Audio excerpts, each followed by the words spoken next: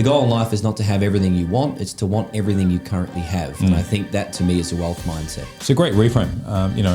In our quest for more in the society that we live in, sometimes you don't take the opportunity to come up for air and appreciate that you have, whatever it may be. And remembering that everything you have right now is a byproduct of the decisions that you've made to this point in your life. And if there are things that you don't have right now that you feel that you should, it's because of the decisions that you've made to this point in your life. That's why you don't have it. And so you can change that in a heartbeat by adjusting your focus, your goals, your determination toward that. And probably most importantly, I think having some clarity on what you actually want, because what you think you want versus what you actually need or want can be quite different.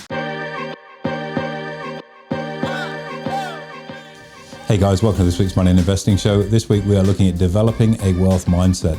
Traditionally, most people think that's just about money and nuts and bolts, but wealth can mean so many things to you, whether it's health, whether it's time, whether it's the priorities that you have.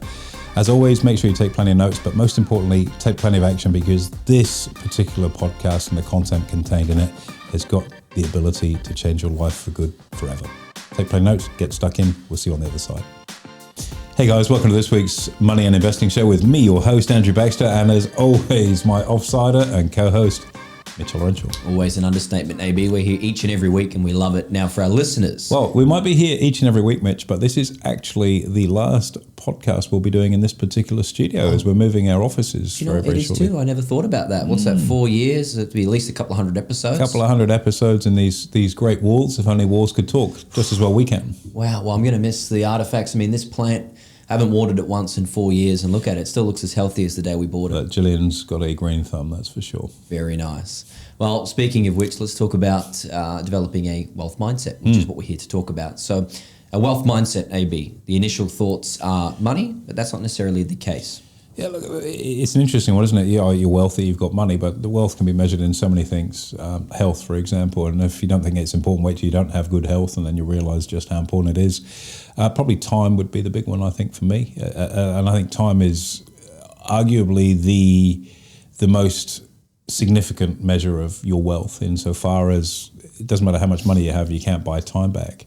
So being able to make good decisions and utilise the time that you have becomes very, very important. And money might help you buy that time back to spend it doing things that are genuinely important to you, rather than that Zoom call that you had to stay up at 10 o'clock at night to connect with the US team, for example. That's right. And look, this podcast will be pertinent to anyone who wants to further themselves in any area of business or life, be it, as you say, health, business, finance, relationships, etc. So if we can get, as we kick off, a solid definition on what you would see a wealth mindset as being. I think a wealth mindset is one that's probably more filled with abundance and scarcity. You know, if you take it back to tin tacks, like when I was a kid, I had a pretty impoverished upbringing. And if I had a pound, as it was in the UK then, I would have felt pretty wealthy because it gave me choices on what to do with that. I was also a very good saver at that point in time.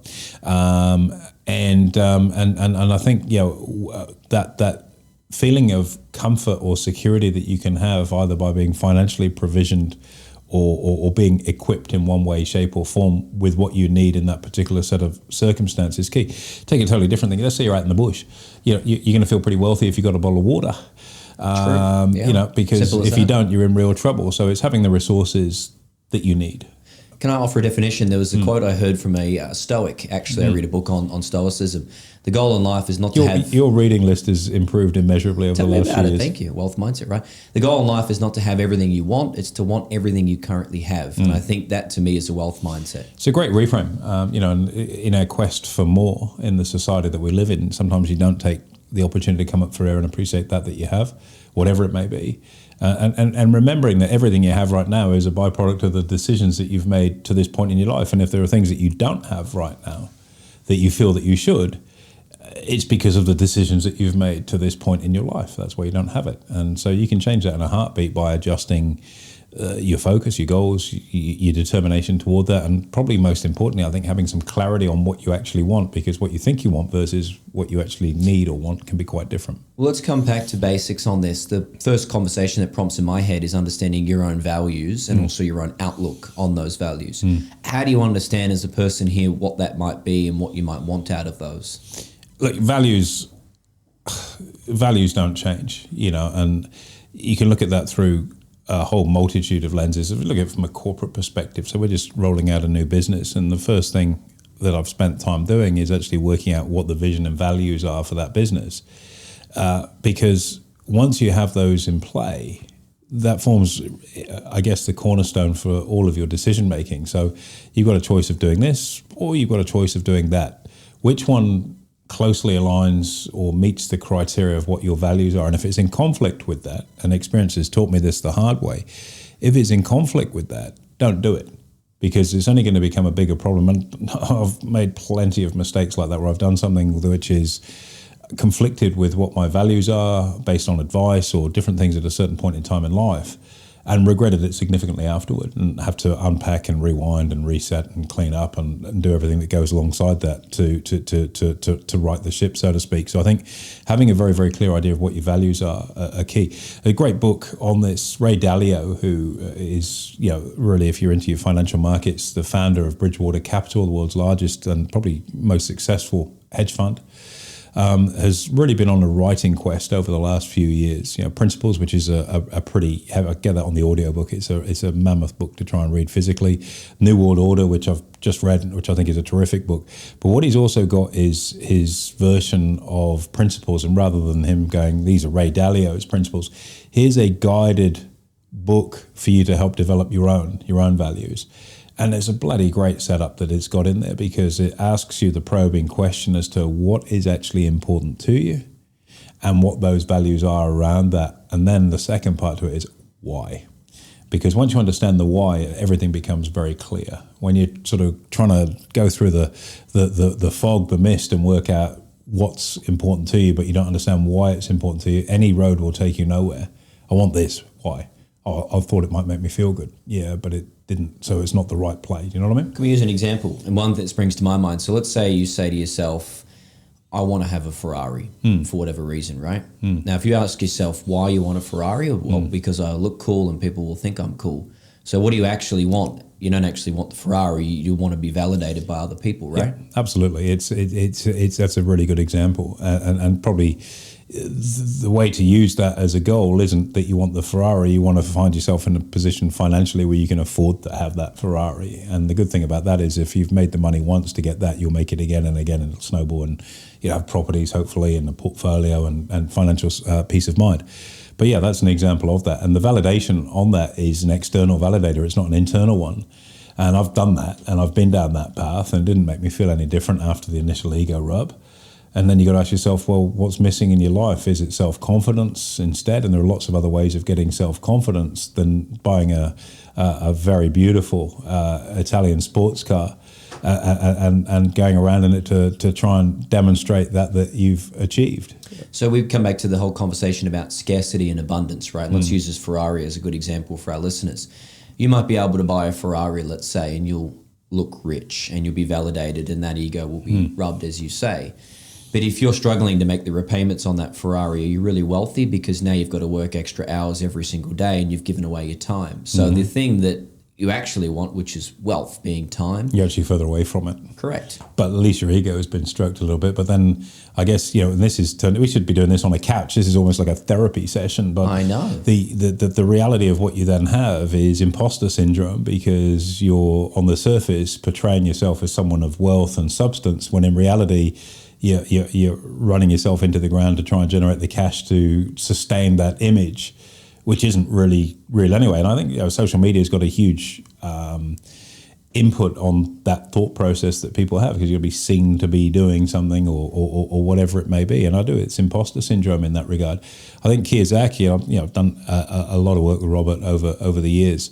And one of the things that he talks about, and it's a wonderful pillar or value to have in your decision making, is that any kind of lifestyle asset, and look, you might have the argument, I can write it off through my company, so it's a deduction.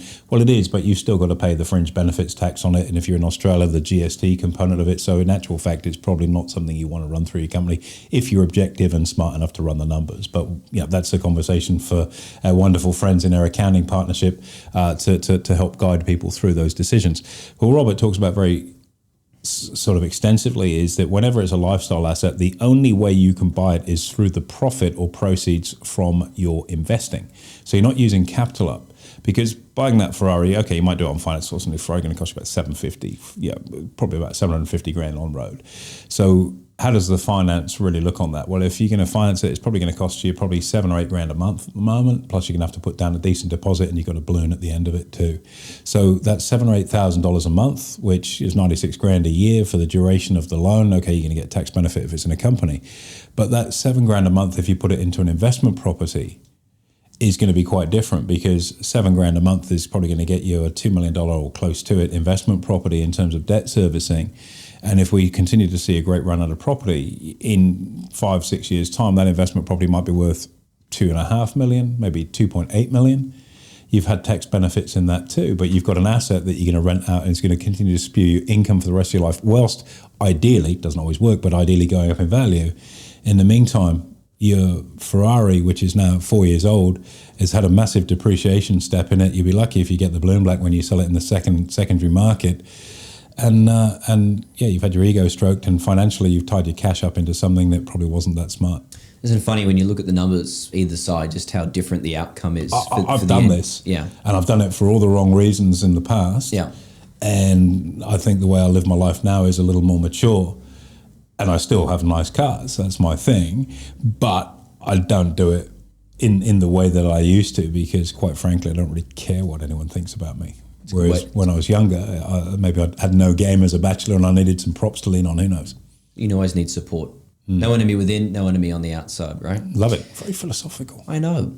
So question, let's draw on some examples, personal for you and I, and I think that'll help our listeners understand. And if I can kick off just to illustrate what I'm trying to get at. If I look at an area of my life where I have a wealth mindset in particular, the biggest thing for me is health. That is my number one value outright on everything.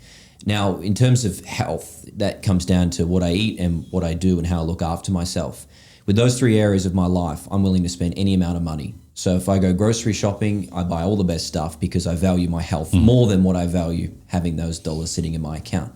If I need to buy new running shoes so I can run faster, I will. If I need to get a massage, I'm willing to pay for it. For me, that's a good example of health being the wealthiest thing within my value system. So the money justifies it in that scenario. Got it. And that will change, but not in a bad way. There'll be other things that challenge that value system, because your core values never change. People often say, we've got great people in our business, and the reason for that is that we hire exclusively on values and character. They're the only 2 things I'm interested in. If someone comes in here, I just want to know what the values and their character is, because we can teach them anything, but we can't replace those values. Your values do change. They don't disappear. They just get put or reprioritized. And for me, family is my highest one. And it wasn't, because I didn't have. But now I do. And so for me, the 2 things, the 2 dynamics with family, and my wife and I, we're blessed. We have 5 young kids. They're beautiful kids. And I guess I'm biased when I say that. No one's saying, I've got horrible kids, right? And the 2 inputs for me that are crucial, number one is time, and being the, I guess, if I can use that term, the provider in the house is money. Time first, though. And if you ever, if you think about how kids measure love, they measure time. Or love, it's spelt time. Spend time with them. So just to give you an example, over the last, and the trade-off to that is that the time you put with them is time that you don't have for other stuff, principally for yourself. And for me, time is the ultimate measure of wealth. So how I get to choose to spend my time is really precious to me. That's why I hate people that waste my time. Like, that I have a scorched earth policy with time wasters. And so if I take the weekend, I come to the office on a Monday. I'm at home doing stuff for the rest of the week. Friday afternoon, 3:00, kids at home. And I usually, when they come home, they usually come down to my office. We'll hang out there for a little bit. And then Fridays, my daughter goes horse riding, and my son, I like to get him out on his motorbike. And I normally take my daughter horse riding. This weekend, I had Jack on the motorbike. So spent an hour and a half out in the paddock, and watching him fang around the paddock. And I'm there going, okay, what else can I be doing? And it's like, I don't want to do anything else. I'm here doing this, and it's important to be present with what you're doing. And what I was actually doing, I was doing his lap times, because he pulled up, he said, "Oh, how come you've got your phone up here?" Because I don't normally take my phone out on the farm. I said, "Look, I've actually got all your lap times for what you're doing." He said, "Oh, that's cool." I said, "Yeah, we'll go through that. Keep going. We'll go through that when we go in and look at the metrics on it." Now, by the time we got that done, we always have a family dinner on a Friday. Kids are in bed. Saturday we had stuff on, soccer. Both kids play, both of my eldest two play soccer. So we're out doing soccer stuff, and then we had people over in the afternoon and evening. There was a birthday party somewhere in there for one of the kids. So it was hectic. Busy. We had guests Saturday for dinner. They left quite late, great night. Sunday had to catch up on Saturday's stuff. And one of the things I like to do, I love teaching my kids the value of money. And so I take them to Aldi on Sunday to do our grocery shopping. And people, you go to Aldi? Yeah, I do go to Aldi because it's great value for money. And I think, I'm going to leave my kids a decent chunk of coin, but I want them to understand the value of that money so that they can spend it wisely, grow it, and do good things. And it wasn't until last night, and I had this conversation with Emma, and it got to 8:30 that we both sat down, had a glass of wine, and we looked at each other and said, "Do you realise this is the first time we've sat down this weekend where we're not doing stuff for somebody else or entertaining or doing stuff with the kids?" So that's from Friday through to Sunday evening. And that's a massive reprioritization in terms of that's the weekend that you normally is your downtime to do stuff. And it's all engaged in activities that relate to somebody else. Time is the ultimate value store. And your health is for you right now. And as and when down the line, if you have a family, which I'm sure you will, things will move around, and there's a period of adjustment that are really, really difficult, because you start to go, well, where's my time that I used to be able to enjoy and do all this stuff, and now it's about someone else. But that's the ultimate validation in life, when you get to be selfless in what you do. And the reward on it, what's the reward? Because there's always a trade-off. If you invest, there's got to be a reward. The reward is that hopefully if you've spent time, in my case with my kids, the legacy you leave behind are great kids that have brilliant values, that have a happy relationship with you because they enjoy spending and want to spend time with you because you've invested the time with them, that can go on and create good things in the world for themselves. And that Ferrari that you bought and forgot about will be a distant memory when it gets to that stage in life. Easy to say that. I've done both. And I can look on that quite philosophically right now. So for me, family, and that then impacts on why time is so important to me. And if I want to go and watch and play soccer or do athletics in a week, I'll go and do it because I can. I've bought my time back. I've worked hard enough to generate an income flow and a business model where I can take time whenever I want it to do whatever I want to do. And it just happens to be that's where I kind of want to put that time, instead of maybe chasing a golf ball around a golf course or something. That's right. It's an interesting perspective, and it changes. And as I'm talking about this, I think, Jesus, I've changed. Oh, yeah. And I'm an only child. I'm a CEO. I'm self-employed. I've never really worked for anybody other than myself for the last 35 years. And so I've got every possible selfish gene in my body, yet now my life isn't really about me and my time. And how do you feel? Happier than ever. There you go. And I think even on a simpler example for our average listener out there, do you want to spend money on a Louis Vuitton handbag or a holiday with your partner and making great memories? That's a separate example, but that's an even simpler version. Stuff, we talk about spending. Stuff will never fill the void that's in your life. And then you get to the point where when you can have stuff, you don't want it. It's choice. If you don't want something, that scarcity of not being able to afford it, you haven't got enough money. My dad always told me this. It's like when you don't have money, when you can't afford something, you always want it. When you can afford it, you don't want it anymore. You don't want it. Or if you do, the decision-making process or rationale for buying it is quite different. So if you go back to cars, and I've just changed my car fairly recently, the rationale behind that decision-making, I can afford it, and I'm buying it for a very different reason than how people might think of me because of that decision. And that's a massive shift from that insecurity of being younger and wanting that validation of, people are going to look at me and think I'm successful if I have that. And then you end up working your tail off to try and pay for it and suffer from imposter syndrome. And you've got holes in your socks, but you've got a nice car.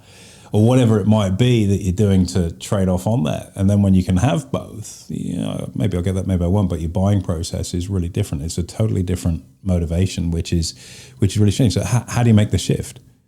How do you see things? And I think it comes down to the mindset you have has to be, where's the opportunity in this? How grateful am I for this? People say, it's really tight out there at the moment. There is more money in circulation right now than any other time in history. And by the time I finish this sentence, there's even more. because the printing presses are running more. So there's more opportunity than ever before. You've just got to look for it. And it's really important that people start to realize that that's out there, and you might just need to change what you do to attract that money into your life, whether that's a side hustle, whether it's using your time in a different way, whether it's upskilling to do something that creates more value for society, and in return you get more back to be able to buy more of your time back to do more things that you want to do with that time, with who you want to do it with. It's pretty philosophical for us, really, isn't it?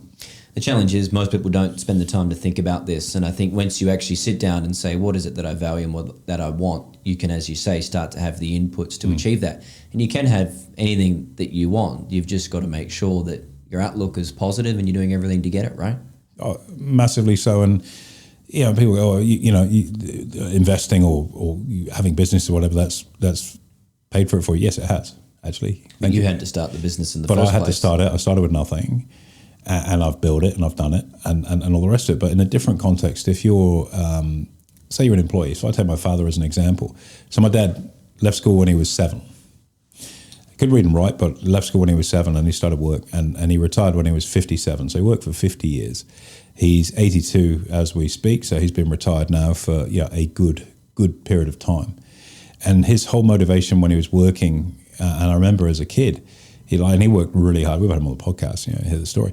And his whole motivation was to get his debt paid down, get the mortgage paid down, and to make sure as a family we were provided for. And the trade-off for him by chasing, because with his skill set, he couldn't scale his skill set. It was his time for dollars, which is, I think, the ceiling that so many people have on their wealth creation is that to get more, there's only one of me, I can't scale me. So let's say you're a builder or a mechanic or a painter, it's your hours, that's all you can do.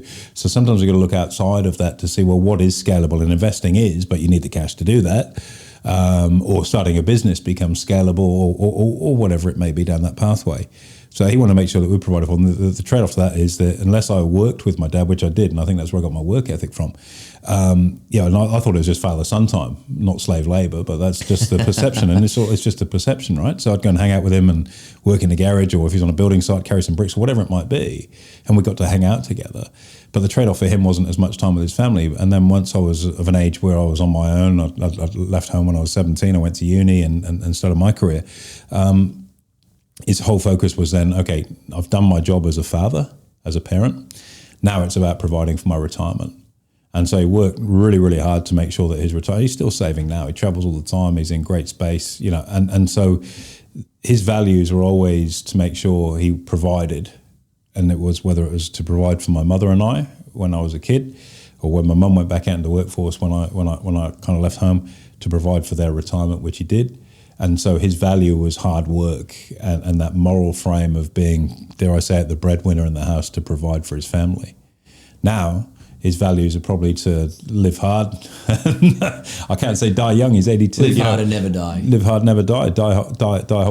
Die disgracefully, or get old disgracefully, I think is the expression. And he's having a great time and thoroughly deserves it. So his values have always been in that space. And he's always seen opportunity, even though he couldn't scale himself, he'd find a way of converting that time into an income for him, and then subsequently that income into investments, and that investment is what's eventually bought his time back. So question for you maybe as we finish up our episode here, as our last call to action for our listeners, this is all hard stuff because there's no one formula for this. Where do you start if you're listening to this right now with no idea where to start? Oh, gee whiz. How long? Sorry to put you on the spot. How long do we have? 2 minutes. Make it longer. Where do you start? I think honesty is the most important thing as your starting point, and it's asking yourself the ego bruising question of, are you where you feel you want to be or where you should be? And if you are and you're happy, wonderful. And if you're not and you're frustrated, it's like, well, how much of a priority is it to fix that? Because you have to want to change that in the first instance. If you're content rolling along and that's, and you're okay with that, that's cool too. It's not about changing who you are. It's just helping you get more of what you want. So that's the first thing on there. Secondly is what are your values? What's important to you? And we're not at the granular level of sneakers and a car and a nice beachfront. Like, what are the things that are majorly important to you? And more importantly, why are they important? Health is a huge one, as you've discussed at some length. Time is the ability to make choices and have flexibility with how you live your life, where you go, when you do it, with whom. Maybe it's in regard to an endeavor which is about contribution and giving back. So rather than chasing the dollar, so to speak, maybe you take a different pathway into charity work or healthcare or teaching, which may not be as lucrative as other professions you could take. It does give you the opportunity from a values perspective of helping the next generation come through and so on. So work out what your values are, and again, why they're important to you. And then you've got to align, well, what are the day-to-day things that you're doing that are in line with your values that you could be doing more of to get you where you want to get to? Or if you've got things that are in conflict with your values, then to stop doing them, because they're going to be a source of great angst. And oftentimes, particularly when it comes to money, Mitch, people have got so many hang-ups about money. Money is the root of all evil. You look at the fat cats in society, all of these derogatory terms for wealth. And wealth is just an amplification of who the underlying person is. And if you're a really good person and you're wealthy, you do really great things and change the world. And if you're a really bad person and you're wealthy, well, you do a lot of things to change the world in a negative way. It's just an amplification device. That's all. It's not good or bad. It's just an amplifier of who you are. So if you spend time on what your values are, what you're then doing is just getting that flywheel going more, the more you build your wealth up. So working out where you're at and how satisfied you are with that on every metric, whether that's health and well-being, relationships, money, personal development, which is a huge one for people, where they start to look in and go, well, if I want to get there, told you it wouldn't be 2 minutes. If I want to get there, what do I need to, what's the sort of person that can get to there? What are the skills I need to pick up on the way through? Do I need to learn new things, or do I just need to modify a little bit of what I'm doing? Or do I need to spend my time differently to get there? Big one is gossip. Like some people just love to gossip, and it's just pure negative energy. And you're just taking your time up, chewing something over that's backdooring. You got something to say, tell someone to their face. Have them in the room when you're having the conversation. And if you're not prepared to have them in the room when you're having the conversation, stop talking about it. There's a value system that's just about integrity, for example, which is huge. And that's where you build great relationships, by being like that versus being a backstabber. So do you need to modify your behavior in some way? Maybe if you like gossip, just shut the door on that a little bit and create some space for more positivity, where you spend time with people that you can grow through, a mentor, for example. All those things are action steps that people can take. But it's pointless taking any action step if you don't know where you want it to take you. You've got to start with what's the end game here? Where am I trying to go? And then I guess you've got to put blinkers on, earmuffs on, to not be susceptible to those things that can blow you off course. Bad habits, the wrong motivation for your decision making that's not aligned to your values. I want to get that car because people will treat me differently, as we've gone through in the example, or live in this suburb for this reason, or whatever it may be, and go from there. And then just that consistency of day in and day out of locking in that kind of thought process to the fabric of who you are. And it's so hard to do in today's world. Just give definitely not going to be 2 minutes. Give you a real example of this. We're in the midst of a really heavy political schedule in the US right now, and I love current affairs, I love politics, and I love news. And the danger of all of that is you get so invested in that story that it just starts to be something that frustrates you. I don't have a horse in the race. It's a general interest / business thing for me. That's all. It's nothing personal. So why would I want to swallow my time up with the messaging that's going on there and getting frustrated with it, when I could be out in the paddock watching my son ride his motorbike and doing his lap times? Because that is important to me. And I think, that time for reflection is crucial too. So if you've worked out what you want, you've got your values in play, you've recognized some bad habits that need to drop, you've created a bit of time and space to either build more income and invest, or build more time to do the things you want to do, is then to constantly be reviewing, tightening the nuts and bolts up, and just getting more of that stuff in your life and less of the bad stuff. Whether it's an abundant world, getting rid of scarcity as a mindset is a good attitude to have. Getting rid of negative people, getting rid of time wasters, getting rid of gossip, getting rid of all the stuff, the decoys that can blow you off course. And I think that's how you start to build the foundations for a bulletproof mindset that can carry you through to whatever's important to you. Very nice, AB. A little over 2 minutes, but I think we forgive you this time. Cheers for that. Time management. Absolute pleasure anytime, Mitch. Thanks. There you have it, guys. Make sure you like, comment, subscribe. Most importantly, hit the notification button. We'll look forward to hosting you next week.